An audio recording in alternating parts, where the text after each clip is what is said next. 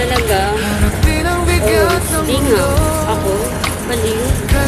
O nagpapanggap lang kayo para makuha niyo yung lahat? Pero ba? Nagmahal lang naman. Grabe ko. Ako nga pala mawanay. Ready naman kayo sa public record, di ba? At saka, oo nga pala, no, yung mga essay, yung mga history, parang sa kanya Tagalog yun. Di ba? Oo. Paano ba yan? Nalalabas ko nga alam pala sa Lex, di ba? Nakulong. Ngayon, may tanong ako. Kaya nyo kayang sumagat ng harapan? Kasi ako kaya.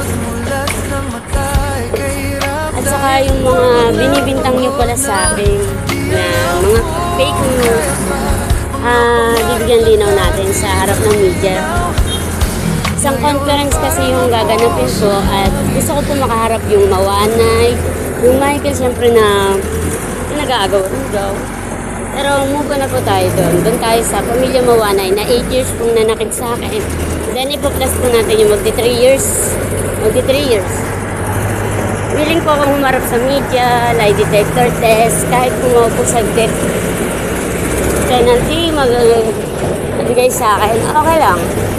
Ang mas okay po doon yung makaharap na silang lahat. Waiting po ako sa mga kasinungalingan nila. Kung ano pa pong kwento ang gagawin sa akin ng Mawanay, para ipagpilitan po ako ng gobyerno na ibalik sa dati kong asawa na si Jeffrey Mawanay. At ilalabas po natin yun ng news. And siyempre nasa radyo din po. Waiting na lang po tayo pati sa mga ebidensya ng mga kalokohan nila. Willing akong ilabas lahat yun. Napatunayan ko lang po yung sarili. Sa media, sa what else, what do you want, and ako nga po pala, lilinawin ko sa lahat. Ako si Maria Cruz Mendoza at hindi ako isang bali. Oo nga siguro, may bisyo at ang trabaho ko po ay isang pick-up girl.